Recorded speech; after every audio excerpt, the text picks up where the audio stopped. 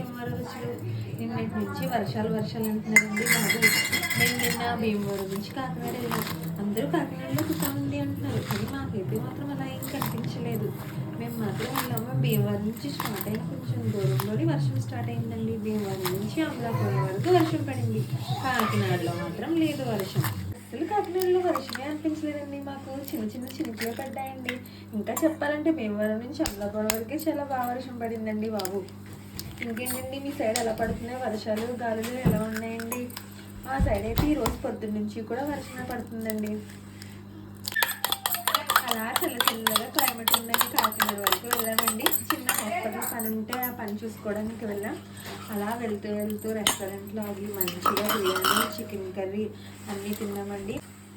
మా హాస్పిటల్ పని అయిపోయాక ఈవినింగ్ అలా చల్లగా గాలి వీస్తుంటే అలా స్నాక్స్ తిన్నామండి. వేడివేడిగా గాలి తినేసి టీ తాగేసి బయలుదేరామండి. మేము కాకినాడ నుంచి ఈవినింగ్ 5కి బయలుదేరాం.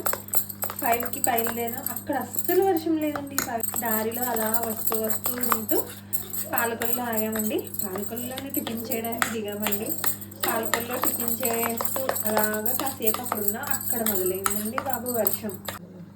అలా కారులోని అలా మాట్లాడుకుంటూ అలా నేను, మా హస్బెండ్, మా అత్తయ్య గారు అలా కాకినాడ వరకు వెళ్ళి వచ్చామండి. దారిలో మళ్ళీ పాలకొల్లు నుంచి వర్షం మొదలైతే ఆ వర్షాన్ని చూసుకుంటూ అలా విండోలో నుంచి చేతులు బయటకు పెట్టుకుంటూ చల్లగాలి అలా చూస్తూ వచ్చేసామండి. మేము ఇంటికి వచ్చేసరికి 10 అయిందండి. నిన్న మాత్రం క్లైమేట్ చాలా బాగా అనిపించిందండి మాకు. అలా 10:30కి ఇంటికి వస్తామండి.